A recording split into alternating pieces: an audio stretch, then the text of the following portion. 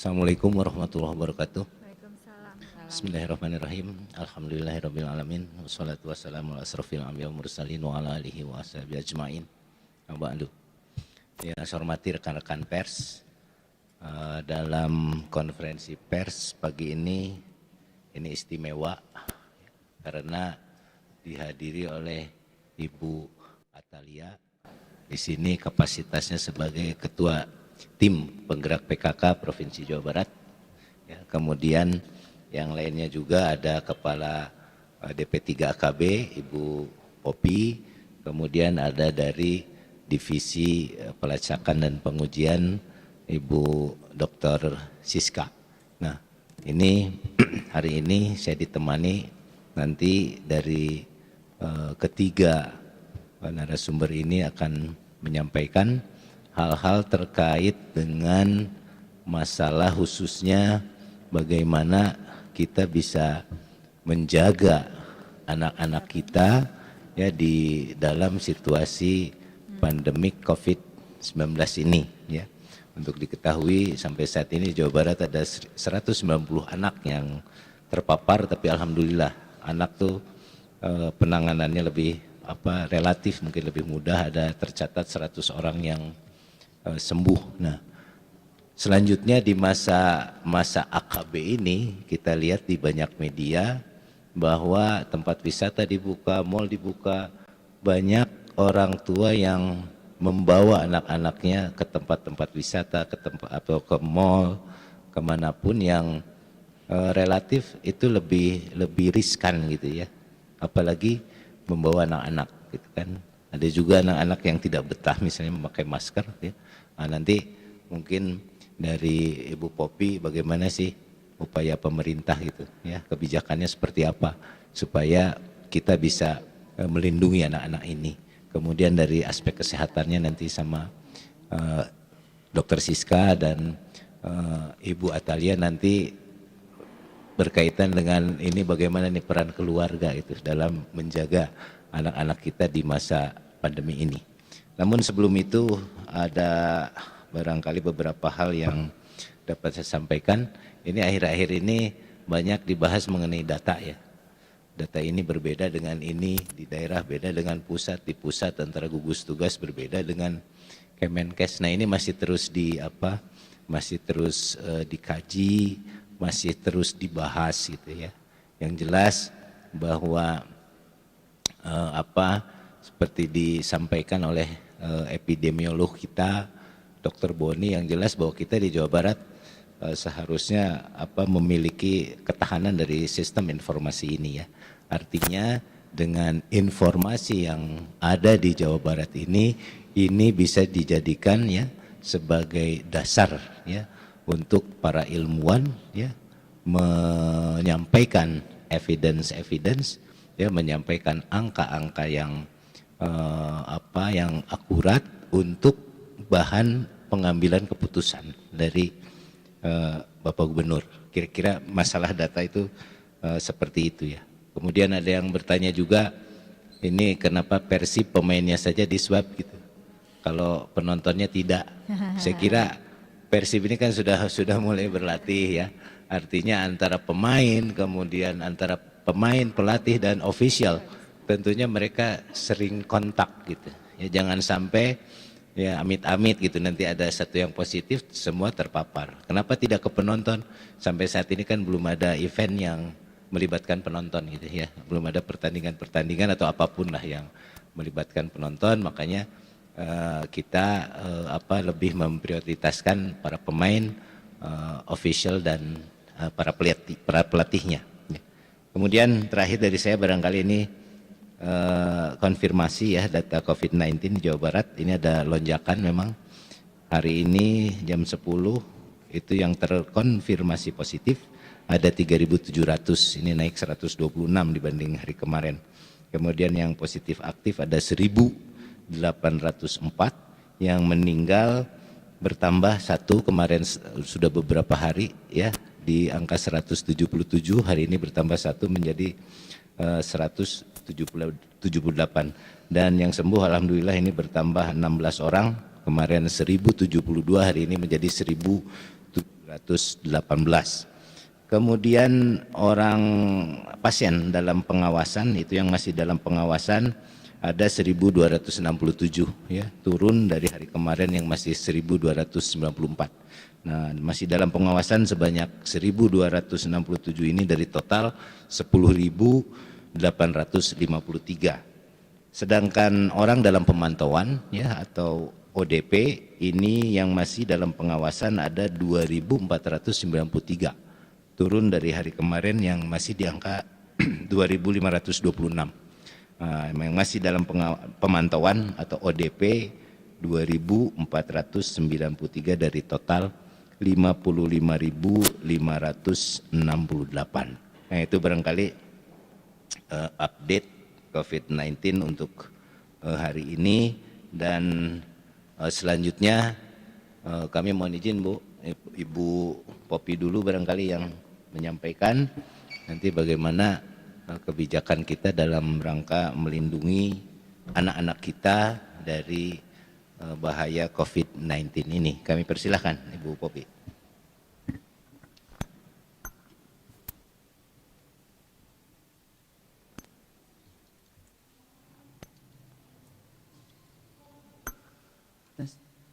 Bismillahirrahmanirrahim. Assalamualaikum warahmatullahi wabarakatuh. Waalaikumsalam warahmatullahi wabarakatuh. Yang kami hormati, kami banggakan Ibu Ketua Tim Penggerak PKK Provinsi Jawa Barat.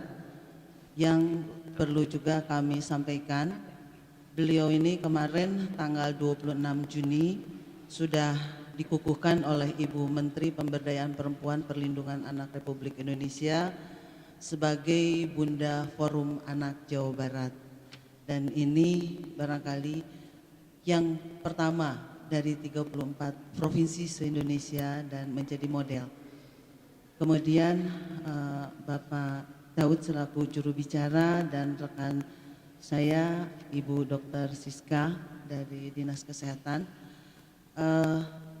perlu kami sampaikan Dinas Pemberdayaan Perempuan dan Perlindungan Anak serta Keluarga Berencana ini di dalam masa pandemi COVID, bahkan sebelum PSBB diberlakukan, ada kebijakan dari Kementerian Pemberdayaan Perempuan Perlindungan Anak yang kebijakannya adalah melalui gerakan berjarak bersama keluarga dan jaga keluarga kita. Ini erat sekali kaitannya dengan untuk menjaga atau mengantisipasi ini keluarga-keluarga terutama yang terkait dengan tupoksi kami dan kementerian khususnya terkait perempuan dan anak. Forum ini khusus menyoroti konsentrasi terhadap anak. Adapun gerakan berjarak ini memiliki 10 aksi gerakannya, di antaranya 5 aksi gerakan ini dalam lingkup pencegahan dan 5 aksinya di dalam lingkup penanganan.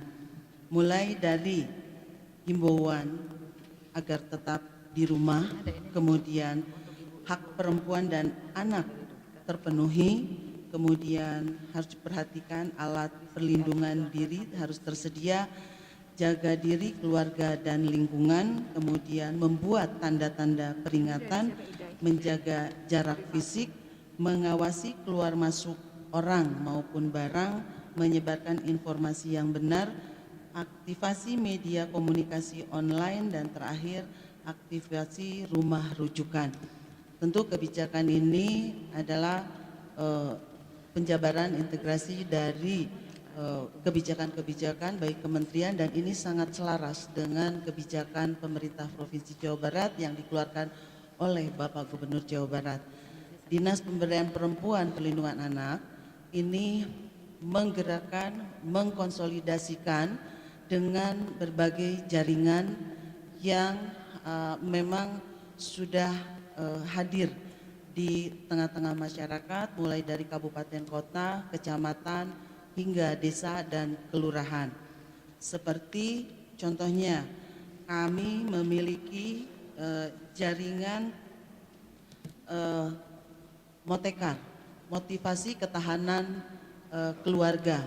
Se-Jawa Barat ini ada 666, kemudian ada PATBM, perlindungan anak terpadu berbasis masyarakat, kemudian ada forum anak itu sendiri, dan Satgas Sekolah Ramah Anak, kemudian ada kelompok perempuan kepala keluarga, juga ada relawan program unggulan yang sudah di-launching oleh Bapak Gubernur kaitan dengan anak adalah Ngabaso, Ngabring ke Sakola.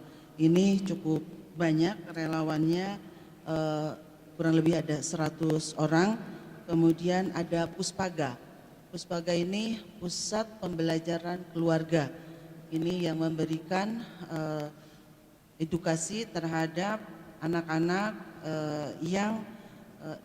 yang memerlukan konsultasi, advokasi, dan edukasi. Puspaga ini sudah terbentuk di Provinsi Jawa Barat dengan SK Gubernur Jawa Barat, kemudian kalau di kabupaten kota ini baru terbentuk 10, jadi ini masih menjadi PR kami semua. Selain itu juga intensif kami update komunikasi di dalam grup WA bersama para kepala dinas pengampu pemberdayaan perempuan dan perlindungan anak, sehingga kalau ada sebuah kondisi terkait anak ini langsung terkomunikasikan di dalam grup atau jaringan WhatsApp para kepala dinas se-Jawa Barat.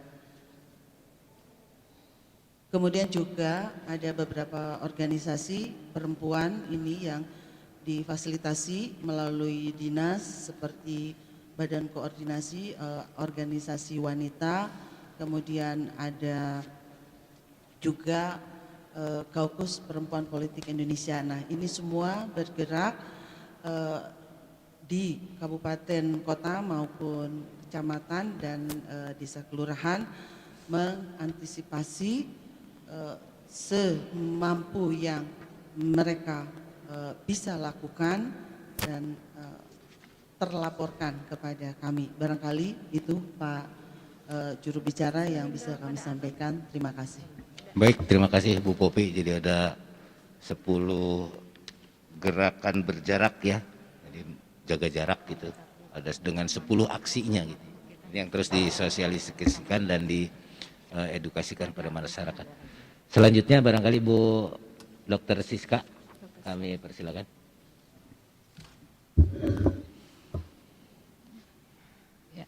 Hatur nuhun Pak Daud selaku Sekretaris Gugus Tugas Percepatan Penanganan COVID-19 Jawa Barat. Yang kami hormati Ibu Atalia Praratia Ridwan Kamil, yang saya hormati Bu Popi selaku Ketua Kepala Dinas DP3 AKB, Bapak Ibu sekalian. Alhamdulillah kita bisa bertemu hari ini untuk membahas tentang beberapa materi mengenai kesehatan anak di masa AKB ini. Bapak Ibu sekalian, memang untuk kesehatan anak di era AKB ini kita perlu sekali mendengarkan apa yang menjadi rekomendasi dari IDAI atau Ikatan Dokter Anak Indonesia, baik itu di wilayah Jawa Barat maupun nasional. Memang dari rekomendasi dari IDAI adalah tetap dalam tatanan AKB ini upayakan pencegahan dan pemberantasan COVID-19 ini terutama untuk anak. Jadi tadi seperti yang sudah disebutkan oleh Pak Daud bahwa kalau tidak perlu membawa anak pergi keluar rumah dan bisa menghindari kerumunan, mendingan anaknya di rumah saja. Tetapi tetap untuk kesehatan anak ini kita juga harus memperhatikan beberapa hal, terutama pemenuhan kesehatan anak. Misalnya tetap kita melihat upaya tumbuh kembang anak ini tetap diperhatikan, perkembangan tinggi badan, berat badan ini harus dipantau juga oleh orang tua.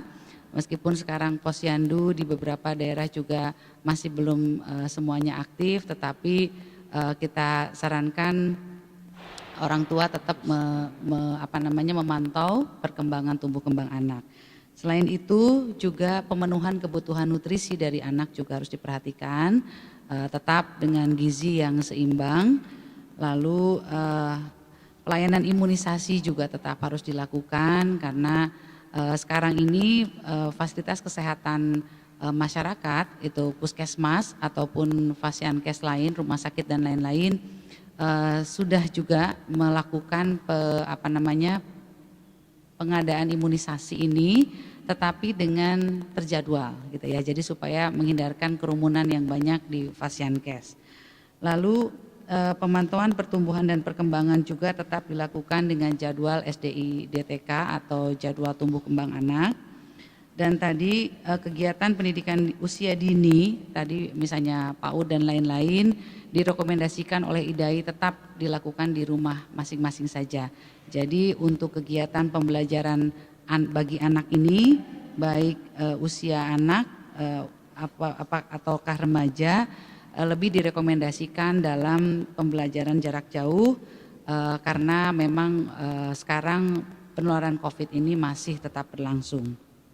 Lalu yang lainnya adalah tadi bila ada urusan kesehatan anak ini kita juga tetap berkolaborasi dengan IDAI wilayah Jawa Barat.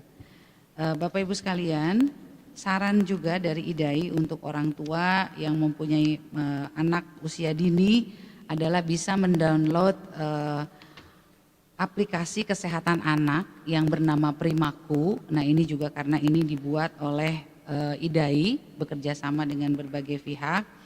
Ini bisa membantu orang tua memantau tumbuh kembang anak. Nah ini juga isinya sebetulnya sesuai dengan buku KIA yang dari Kementerian Kesehatan dengan berbagai fitur yang bisa dijelajahi oleh orang tua, termasuk kalender imunisasi, pemantauan pertumbuhan, artikel kesehatan, dan pemantauan perkembangan dan nasihat stimulasi.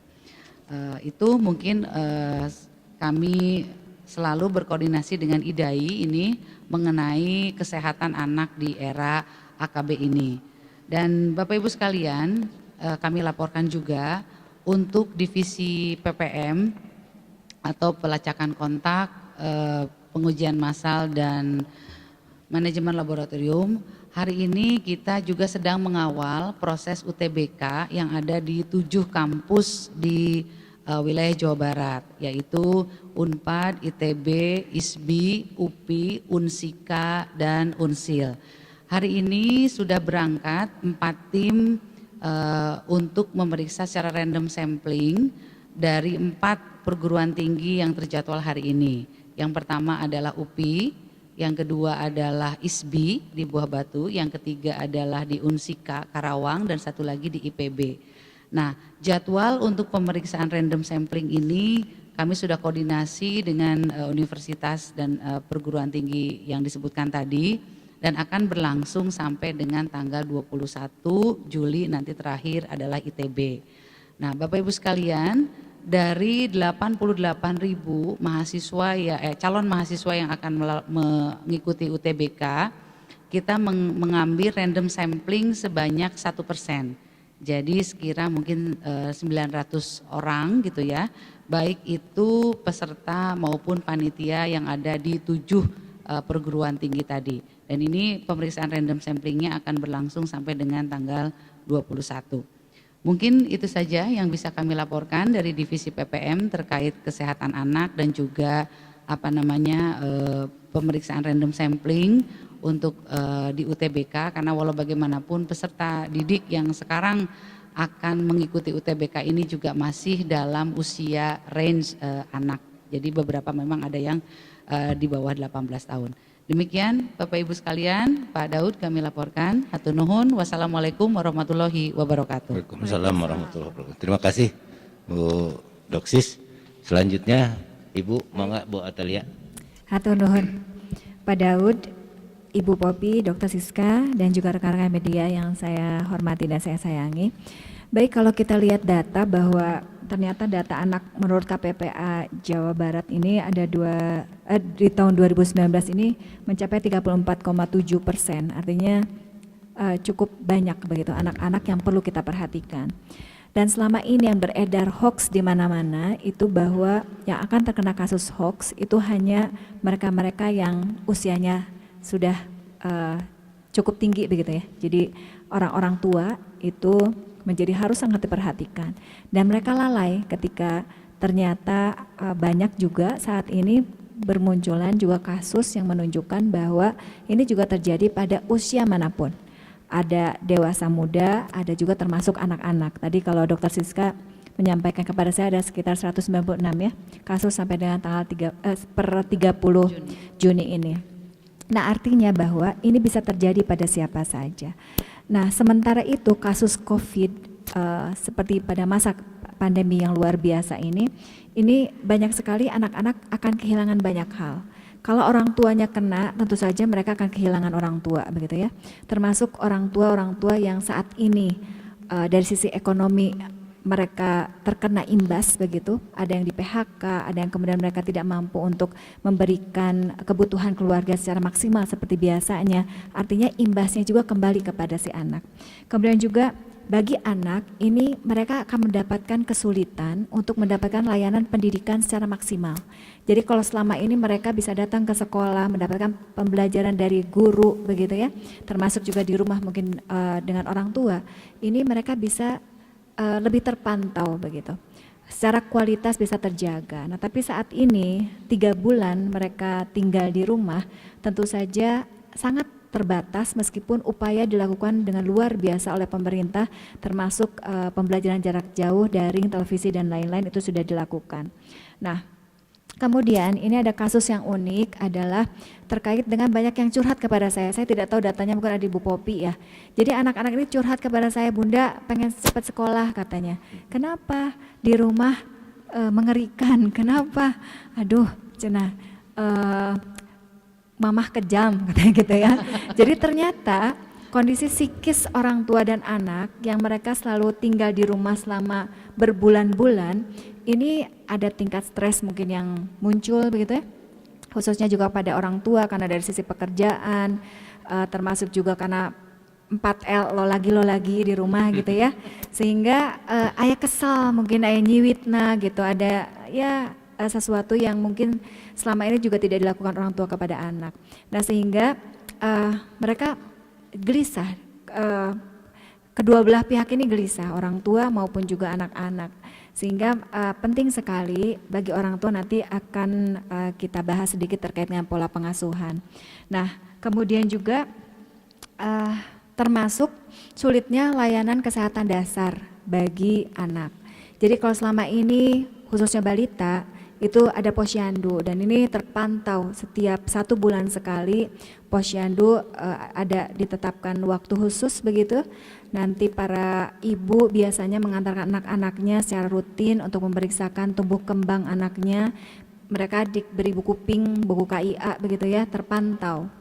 Nah, saat ini ketika posyandu pun tidak dilakukan karena kekhawatiran terkait dengan paparan dari COVID-19, ini agak kesulitan mereka untuk memantau itu sendirian, termasuk beberapa ada ketakutan datang ke puskesmas. Padahal sesungguhnya puskesmas itu sangat terbuka untuk mereka-mereka yang memang rentan atau mereka-mereka yang memang harus secara khusus untuk dipantau begitu. Nah, banyak yang terjadi pada akhirnya kasus juga tidak saja kepada anak-anak yang terlewat begitu masa imunisasinya, termasuk juga para orang tua, pasangan muda yang harusnya memeriksakan kontrol KB-nya juga jadi lupa gitu ya. Sehingga ada juga kasus-kasus peningkatan dari kehamilan di Jawa Barat ini. Nah, sehingga ini akses untuk layanan kesehatan dasar memang menjadi sangat penting. Nah, oleh karenanya saya juga cukup senang ketika tenaga kesehatan melalui puskesmas dan lain sebagainya ini sudah melakukan berbagai hal, termasuk ada posyandu keliling yang sesungguhnya kita lakukan untuk zona-zona yang sangat aman begitu ya. Jadi teman-teman dari PKP ini memantau secara langsung by name by address, jadi dari rumah-rumah yang memiliki balita. Dan itu sudah dilakukan, bahkan dari DPMD itu sudah memberikan bantuan berupa timbangan yang bisa mobile ya. Jadi penimbangan bisa dilakukan di lokasi. Hanya itu tadi, bahwa tidak semua bisa dilakukan terkait dengan kondisi dari lapangan, sejauh mana kasus yang muncul atau zona-zona yang ada di lapangan. Nah, kemudian yang biasanya dilakukan adalah janji kunjung ya, Dok ya.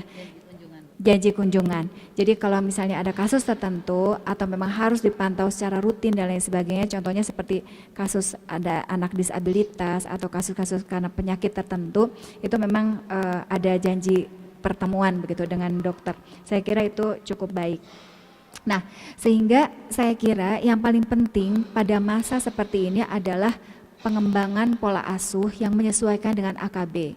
Bahwa tidak mudah bagi semua pihak, karena ini kita belum pernah dari zaman saya lahir sampai dengan hari ini pun baru kali ini kita mengalami hal seperti ini ya, pandemi yang luar biasa dan terjadi tidak saja di Indonesia tapi di seluruh dunia. Nah, oleh karenanya penting bagi kita semua, khususnya para orang tua, itu yang pertama adalah untuk menjaga kesehatan kondisi tubuh dari si anak. Dengan cara apa tadi? Pantau terus tumbuh kembangnya. Kalau bisa dilakukan sendiri di rumah begitu dengan pantauan dari buku KIA, lakukan sendiri, karena rata-rata sekarang di rumah tangga pun sudah punyalah alat timbangan berat badan khususnya buat ibunya. Nah, kemudian juga berikan imunisasi terbaik. Kalau misalnya sudah jadwalnya ya datanglah janjian begitu dengan petugas kesehatan. Kemudian nutrisi yang baik juga. Nah, yang kedua adalah pembiasaan baik, ini penting. Jadi masa COVID-19 ada hal yang menurut saya menarik. Jadi selama ini orang jarang sekali cuci tangan pakai sabun misalnya. Boro-boro apalagi menggunakan masker dan lain-lain. Tapi sekarang kemana-mana kita sudah lihat, saya apresiasi kepada pemerintah dan seluruh jajaran sampai ke wilayah desa dan kelurahan, itu alat cuci tangan sudah bisa kita temukan di mana-mana. Khususnya di tempat-tempat pelayanan masyarakat begitu ya. Jadi mereka sudah dibiasakan, belum lagi ketika mau masuk ke ruangan diperiksa suhu dan lain-lain, itu untuk meminimalisir hal tersebut. Nah, tetapi yang paling penting juga adalah pembiasaan baik ini dilakukan di rumah. Jadi bagaimana anak diberikan kebiasaan untuk selain makan yang sehat begitu, mereka juga olah tubuh.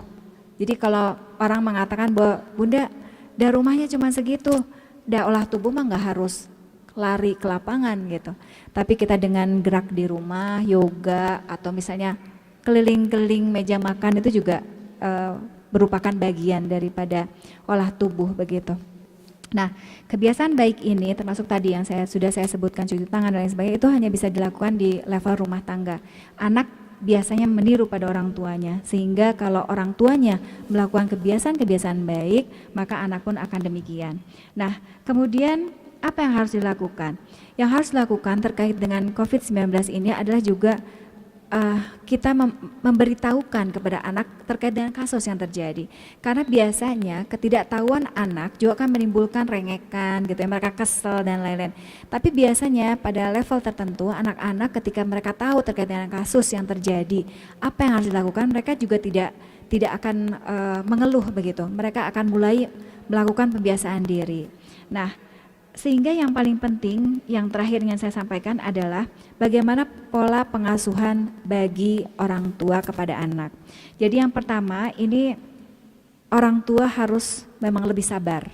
Jadi komunikasi yang dilakukan kepada anak ini harus sebesar-besarnya juga untuk kesehatan psikis anak-anak juga begitu ya. Jadi diturunkan suaranya begitu ya. Kemudian juga lebih banyak menyayangi anak dan lain-lain dengan cara yang lebih mudah. Kemudian juga membuat jadwal, karena saat ini ketika pembelajaran dilakukan di rumah itu ada kesulitan orang tua untuk kemudian melepaskan anak-anak dari gadget gitu. Jadi alasan buat anak ketika mereka banyak memegang gadget karena itu adalah disuruh oleh sekolah begitu ya. Sementara mereka ada waktu-waktu lain yang diperlukan untuk mereka melakukan gerak tubuh misalnya, atau melakukan keterampilan di rumah, kemudian juga hal-hal lain seperti melakukan hobi begitu. Nah, sehingga memang penting sekali untuk mengatasi rasa bosan, itu mereka diperkenalkan dengan berbagai macam keterampilan. Jadi anak-anak ini ternyata banyak sekali yang menunjukkan passionnya Karena apa? Karena mereka pada akhirnya ketika mereka sendiri di rumah begitu, mereka lebih banyak melihat atau mendengarkan dari televisi atau dari media lainnya. Ini mereka menjadi terbuka juga wawasannya, sehingga mereka ingin banyak mencoba, termasuk kedekatan mereka dengan teman-teman. Ini saya kira baik untuk mereka mendorong apa yang mau mereka lakukan gitu. Jadi contohnya anak saya sekarang jadi senang melukis, kakaknya senang berorganisasi jarak jauh begitu ya. Banyak anak-anak juga yang tiba-tiba menemukan hobinya, mereka bikin minuman, makanan, mereka jualan. Ternyata itu bisa dilakukan. Nah, paling penting adalah memang semenjak awal si anak ini ketika mereka masih sangat dini diperkenalkan itu tidak saja mengenai baca, tulis, berhitung, tapi keseimbangan antara otak kanan dengan otak kiri itu harus diimbangkan. Tidak saja urusan dunia ini melulu terkait dengan pelajaran matematika gitu, hafalan, tapi bagaimana keseimbangan kreativitas itu muncul, adaptif terkait dengan segala macam apa yang terjadi juga itu muncul di otak kanan, sehingga penting penyeimbangan otak kanan dengan otak kiri. Nah, ketika itu digali kepada anak semenjak dini, itu akan memunculkan anak-anak ini akan mau mencoba hal-hal yang baru buat mereka. Ketika mereka menemukan nanti apa yang menjadi kesukaan mereka, ini yang penting saya kira untuk membunuh kejenuhan. Nah, termasuk bagaimana literasi pun dilekatkan. Jadi orang berpikir Pak Daud bahwa literasi itu hanya membaca begitu atau menulis saja, tidak. Literasi itu seni membaca kata dan membaca dunia. Jadi semua yang kita dengar, kita lihat, kita rasakan, kemudian seni berbicara, semua itu adalah bagian yang tidak terpisahkan dari literasi. Jadi saya kira anak-anak bisa didekatkan, termasuk kalau sekarang di PKK itu ada program mendekatkan buku kepada keluarga, termasuk program Disposibda Provinsi Jawa Barat dan saya sebagai Bunda Literasi, itu di pojok-pojok rumah itu memang sebaiknya juga hadir buku-buku yang anak-anak inginkan. Karena biasanya anak-anak yang kreatif dan anak-anak yang pintar itu mereka tidak akan pernah merasa bosan.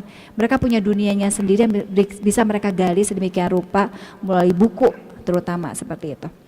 Nah, itu mungkin yang ingin saya sampaikan, dan pesan yang juga tidak terlupakan dan harus saya ingatkan juga kepada para orang tua adalah terkait kedekatan anak-anak dengan teknologi. Karena teknologi itu harus memberikan kemudahan bagi hidup manusia. Bukan manusia yang kemudian dirampas oleh teknologi, tetapi kita yang harus bisa mengatur teknologi itu supaya bisa memanfaatkannya. Nah, semakin dekat anak-anak ini generasinya sudah generasi Z ya. Sebentar lagi generasi alfa yang sudah lahir ini generasi alfa. Artinya akan semakin dekat lagi teknologi ya. Tugas orang tua adalah harus semakin mau menggali juga, harus bertambah juga keilmuannya terkait dengan bagaimana mereka membatasi anak-anak ini supaya tidak bablas dalam bermedia teknologi. Nah, oleh karenanya juga menjadi penting bagi anak-anak kita untuk cerdas berteknologi, termasuk momen seperti ini. Dekatkan anak kepada orang tua dan juga kepada agama. Agama ini menjadi satu hal yang penting, dimanapun mereka berada mereka akan terbatasi oleh hatinya sendiri. Orang tua tidak bisa 24 jam bersama mereka, tetapi dia dan Allah saja, gitu, Tuhannya saja yang akan mampu untuk membatasi apa yang mereka lakukan tanpa pengetahuan orang lain. Itu saja mungkin, terima kasih Pak Daud. Hatur nuhun. Baik, terima kasih Bu Atalia. Nah, jadi betapa di masa pandemik ini khususnya peran orang tua sangat sentral gitu ya, terhadap anak-anaknya. Ini saya lihat di sini yang hadir banyak yang masih punya anak-anak kecil kelihatannya Bu. Jadi ini tolong untuk bisa diterapkan di rumah ya, bagaimana mendidik anak-anak, bagaimana kita selalu memperhatikan kesehatan tubuhnya, bagaimana juga kita bisa mengajarkan kebiasaan-kebiasaan yang baik kepada anak-anak itu, dan jangan lupa harus sabar gitu untuk mendidik anak-anak kita.